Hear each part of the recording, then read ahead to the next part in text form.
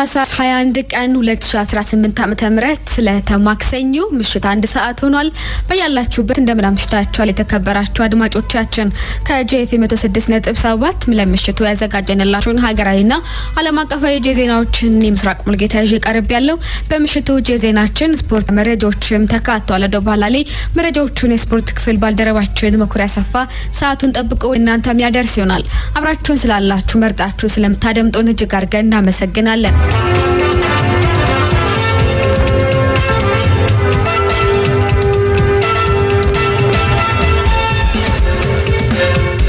ቀዳሚው ስንጀምር ምክር ቤቱ የስርዓተ ምህዳር አገልግሎት ክፍያ ረቂቅ አዋጅን አጸደቀ።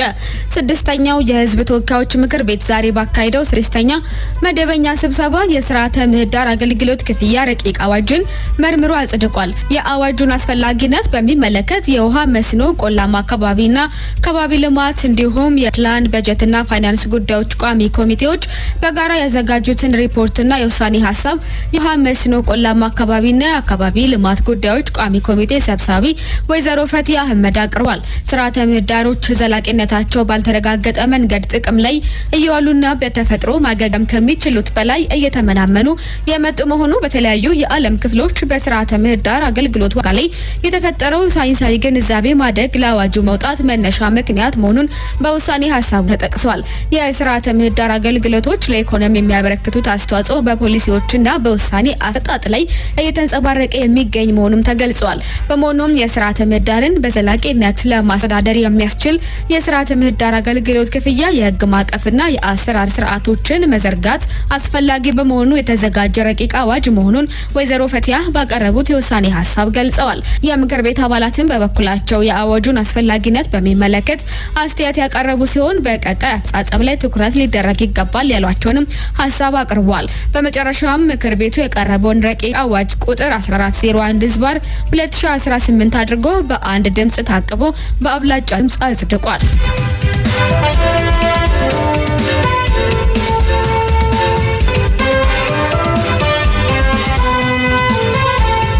ብሔራዊ ባንክ የዝቅተኛ የቁጠባ ወለድ ተመን በገበያ ድርድር እንዲወሰን ወሰነ።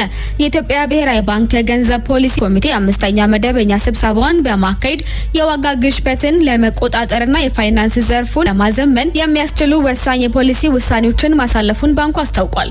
ባንኩ እስካሁን በብሔራዊ ባንክ ተዳጅ ሆኖ የቆየው ዝቅተኛ የቁጠባ ወለድ ተመን ተነስቶ ከዚህ በኋላ የወለድ መጠኑ በአስቀማጮችና በባንኮች መካከል በሚደረግ ነጻ የገበያ ድርድር እንዲወሰን ውሳኔ መተላለፉን በወጣው መግለጫ አመላክቷል።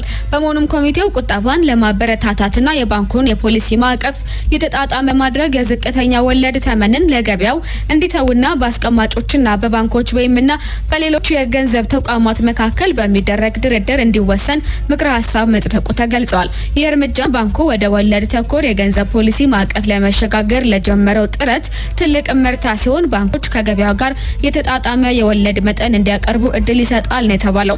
በገበያ ውስጥ ያለውን ትርፍ የገንዘብ ዝውውር ለመቆጣጠር ባንኮች በአስገዳጅነት በብሔራዊ ባንክ የሚያስቀምጡት የመጠባበቂያ ገንዘብ ምጣኔ ከነበረበት 5% ወደ 10% ከፍ እንዲል የተደረገ ሲሆን የባንኮች ዓመታዊ የብድር እድገት ገደብም በ24% እንዲቀጥል መወሰኑም ተገልጿል።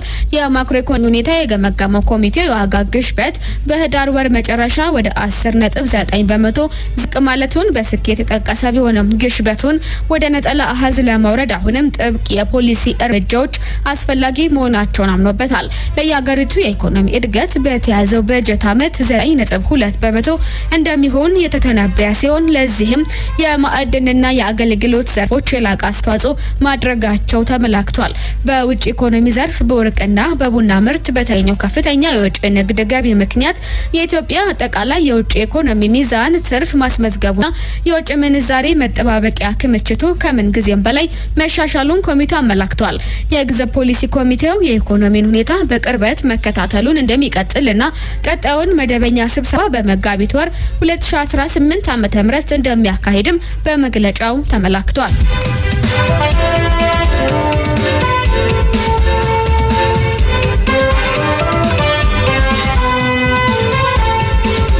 በኢትዮጵያ የኦቲዝም አገልግሎትን የሚያስለጡ አዳዲስ መመሪያዎች ይፋ ተደረጉ። በኢትዮጵያ በኦቲዝምና ተዛማጅ የአእምሮ እድገት እክል ያለባቸው ልጆች ላይ የሚሰራው ኒያ ፋውንዴሽን የኦቲዝም አገልግሎትን ይበልጥ ተደራሽ ለማድረግ የሚያስችሉ መመሪያዎችን በዛሬው ዕለት ይፋ አድርጓል። አዲሱ መመሪያ በወይዘሮ ዘሚየኖስ የተመሰረተው ኒያ ፋውንዴሽን ከኢዳቦ ፖሊሲ ማዕከል ጋር በመተባበር የቤት ለቤትና ማህበረሰብ አቀፍ የኦቲዝም አገልግሎት ማንዋል ማጠናቀቁን አስታውቋል።